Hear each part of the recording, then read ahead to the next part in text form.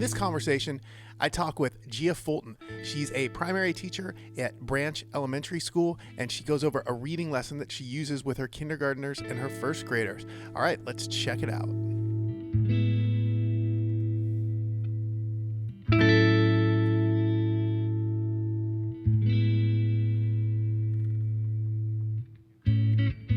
All right, today's conversation is with Gia Fulton. She is a primary teacher at Branch Elementary in Arroyo Grande. So go ahead and give us a little bit more of an introduction if you can. So my name's Gia Fulton, and I teach Kinder First combo this year. I've been teaching, this is my 15th year of teaching, and mostly in the primary grades. I've taught third grade a little bit, but mostly in Kinder and First. So a lot of practice in just those foundational skills. Yeah, that's cool. And then this time is going to be a little, during distance learning has to be a little bit challenging for you guys. We've had another kindergarten lesson, and I know that is kind of difficult for you guys.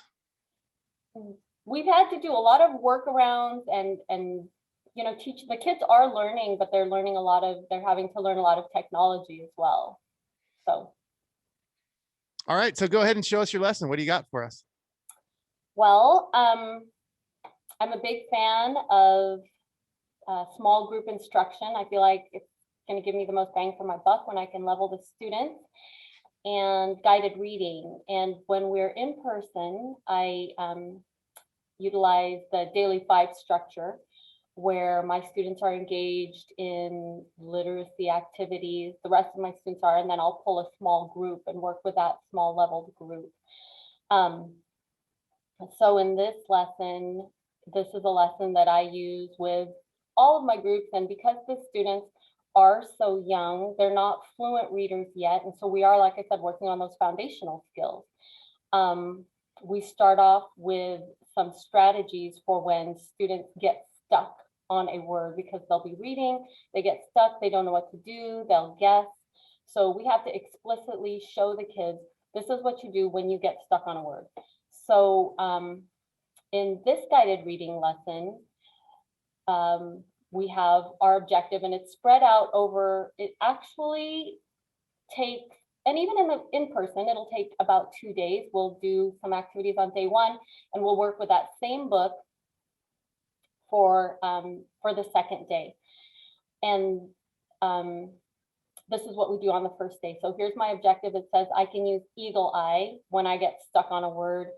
And eagle eye is just one of those reading strategies that if you teach primary, maybe you use your own reading strategies, but I learned them from our intervention teacher, and they're just all these strategies that students can use when they get stuck on a word in their reading. So how does eagle eye work? I'll show you. So okay. Eagle eye is one of these strategies. We start off with a strategy review on our agenda here, and then I'll show the kids in person. These are all the strategies. These are things you can do when you get stuck on a word. Don't just guess, you can do these things. So eagle eye is only one of the strategies, and usually that's the one we start with. And it basically means in a book, you can use the pictures to help you figure out the word.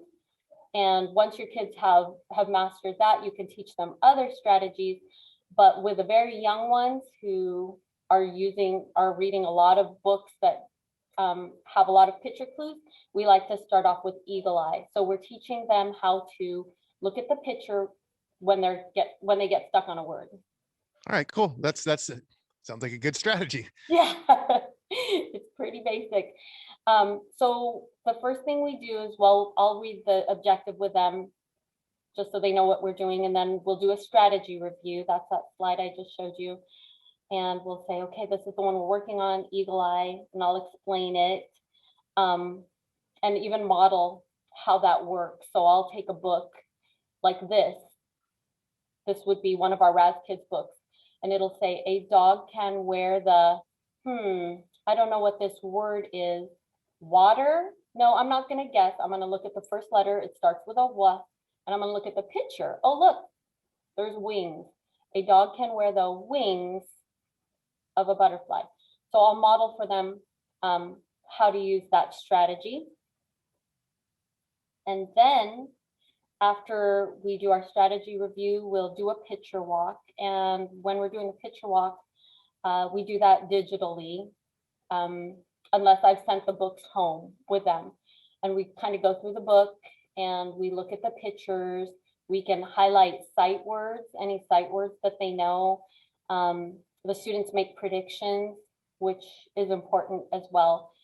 And we can also look at any tricky words like wings or butterfly before we actually start reading. And then after our picture walk, I'll read the story to them, and then they will track while I'm reading. And oftentimes, while I'm reading, they can hear me reading, but I'll ask them to lower their Chromebook screen and put the book on the desk. And that helps me give them feedback while they're tracking. The very young students often don't have that one-to-one word correspondence. So they'll read something like, I read, you track, but then they'll just fly through the whole thing. So they're not pointing at each word. So I like to do that, ask them to kind of lower the Chromebook screen and show me as they're tracking, because that's a concept of print that we're working on as well. Yeah, it sounds like a really good idea. A really good use of that technology for what we need it for. Yeah, the Chromebook screen. They're getting it, so it works. And then after I read the story and they've been tracking, we have been working on this. Read to someone is one of the daily 5 choices, and I still like to use a lot of the daily 5 terminology, because if other teachers are using it, if their subsequent teachers are using it, then at least they're familiar with what that means, read to someone, and what that looks like. So in the classroom, we would do read to someone, elbow to elbow, knee to knee, and take turns reading. But since we can't do that in a virtual setting, we've been doing read to someone. I'll put them in pairs in breakout rooms. And we've been practicing that. The first graders are getting it. The kindergartners are just practicing how to be in a breakout room. And I will model that for them before we even do that. So I'll choose a student on the meet and I'll say, okay, this is how we're going to read to someone, and we'll take turns reading. So it's really helpful. By now they've done a picture walk, but they've heard me read the story, and then they've hopefully read it to each other in the breakout room. I'm always choosing texts that are at their level. So if you have leveled groups, they should be able to read the story, especially if you've already read it to them once. And then our ticket at the end is to reflect and think about what was a tricky word and how did they read it, and hopefully they can say they used eagle eye. All right. Yeah, that all sounds good. I was thinking a little bit earlier too at the breakout rooms, and you were talking about just teaching the kindergartners the technology or the path to get in breakout rooms. And I know it's different than teaching reading, but I think probably another silver lining with some of this stuff is some of these littles are going to be, little tech whizzes by the time they get to, the older grades, or, come to me in the middle school. So even though, they might miss out, I think you said you were teaching them, the word join, Yes. because they have to click on it, and you haven't taught them that yet. But it's kind of like a practical application. Like, hey, here's, I know with kindergarten, maybe you don't have to do it as much as 7th graders, but this is why we're learning to read, because now you can take these steps. But then also they're learning all these different practical computer skills, not Xbox skills, not Instagram skills, but practical skills that they'll be able to use forever. Yeah. So that was our mini lesson this morning, is finding, what to do when you see that JOIN and clicking on that for the kindergartners. And then the first graders, we were really practicing working independently in that breakout room, even though the teacher was not virtually there, because I can only pop into so many rooms at a time. And yeah, you're right. They're getting used to using the chat. You know, words might be spelled incorrectly, but at least they're finding it. But like you said, everything, there's a workaround. So even before you show them join, I'm having to present my screen, show them join, present my screen, show them the little chat box in the corner, to show them where all of these things are. And then modeling how to use the chat. We're not putting a bunch of X's in it. We're actually going to try and type a word in it. Yeah. Yeah. So yeah, your kids are just putting stuff in there, and mine kids are putting stuff like, okay, remember we're at school. Let's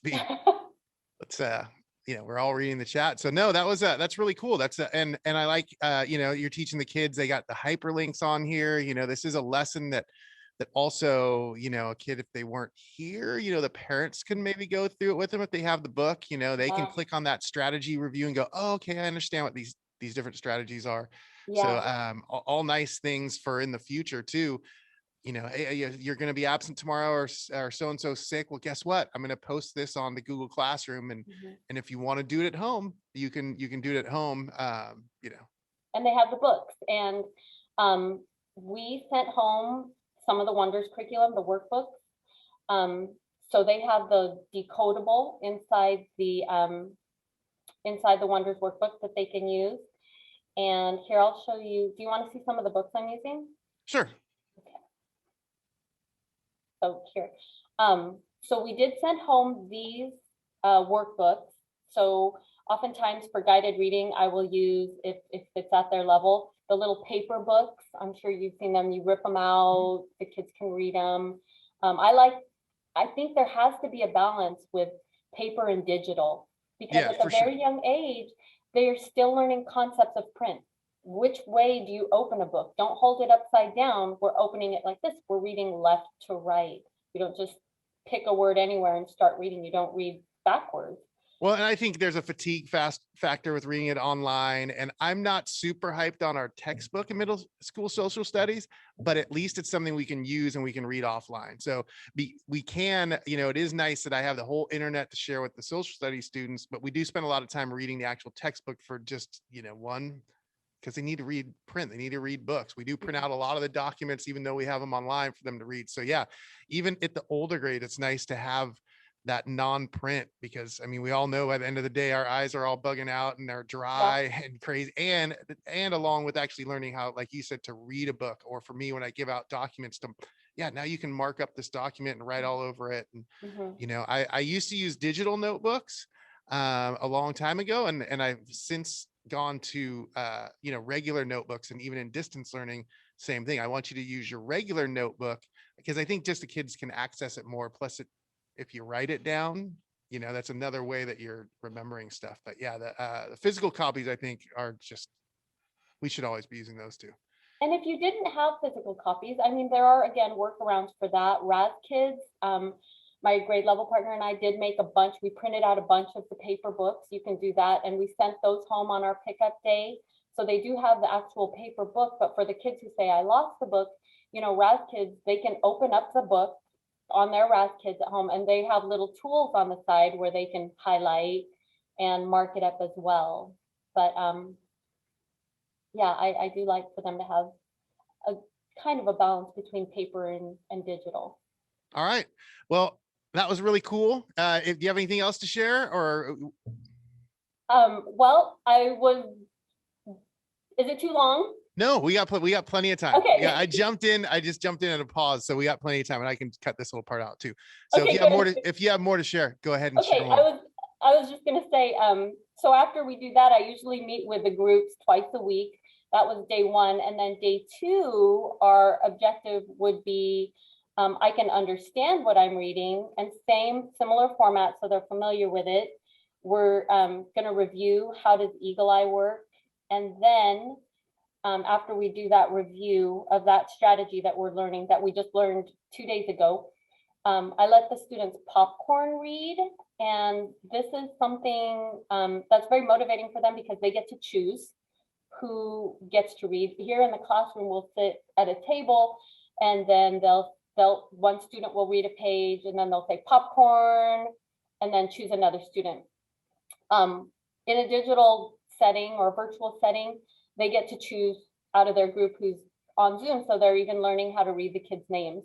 So popcorn reading is pretty motivating for them because of that student choice. And then after that, we do another breakout room. It's kind of my take on think, pair, share, but it's think, breakout, share. Nice. So you'll have a question, what did you learn? Which is, if you do any kind of reading assessments, oftentimes that's the first question when a student's done reading. It's like, tell me something you learned in this book. So I ask the students, what did you learn? They think about it. We go into breakout rooms and then we come back and then they share. I'll give them a sentence frame like, my partner learned this, or I learned this. And then their ticket would be to write, draw, or even type in the chat. That's something they're learning how to use. One important fact that they learned in the book. Cool. Yeah, that's awesome. We still use some of those stuff up in 7th grade with that write or draw, with vocabulary words, draw a picture, representation of your vocab word, all that kind of stuff. So, and then they have a choice. It's nice. You can write it, you can draw it, or you can type it in the chat. And then after day 2, they've heard or read this story 3 times already. The same story, which is great. And then I assign them on Friday through Seesaw. Their Friday assignment is read to your teacher. So their job, same thing, like we were talking about earlier, in Seesaw, you can have the instructions read to you, because I'll record myself saying the instructions. So that audio part is nice for the little ones who are not reading yet. And then what they do is they use the video tool to read the book that we have been reading in reading group. So it could be the Decodable, it could be a book from Epic, it could be a book from Raz Kids, Okapi, whatever book we've been reading. Their Friday assignment, async, would be to read this book to me via Seesaw. If we're in the classroom, they usually read it to a parent volunteer or me. But by now they should be pretty successful with it. They've read the book or heard it 3 times throughout the week. Cool. Yeah. And there's been a lot of good things with Seesaw. A lot of, obviously the elementary teachers are using it a lot. And then a lot of math teachers. I interviewed a couple Nepoma High School math teachers that are using it. And it's really good for assessment. Just like you're saying, they're going to read it to you, and that it's them reading it from hitting record, and it's also nice to assess like other things besides giving, for the older grades, besides just giving, and I just gave one, just a regular, basic vocabulary quiz. You could have them like, hey, I want you to read the vocabulary words and the definitions in your own words, or things like that. So Seesaw has been super popular during this distance learning time. Yeah, super helpful. And like you said, a nice informal assessment. The child has already either heard or read the book 3 times. And if they're still struggling, you can actually get to hear them read. In the classroom, we get to hear them read. We can see if the fluency is choppy, if the reading is fluent. And Seesaw has been a nice avenue for that as well. All right. Well, that was great. I don't know if you want to share any of the slides or anything, and we can put those up, or we'll have this for everybody to view. But that was really great. Awesome. Yeah. So I can share the slides. I can share the slide deck with you, or however you want to do that. Sure. Share it with me. I'll make a copy and then I'll put it in the description. Okay. Sounds good. All right. Well, thanks for being with us. Sure. No problem. Thank you.